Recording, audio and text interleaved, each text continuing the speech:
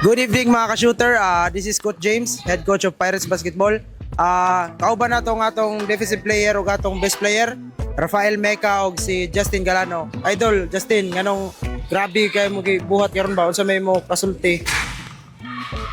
Lipay ko kay sama pag sa akong kauban gitabangan ko sa pagduwa. Namina sa ni coach. Idol, sa may kastorya nimo na grabe hasol may maripinsa karon og lami gid magipakita karon sa duwa.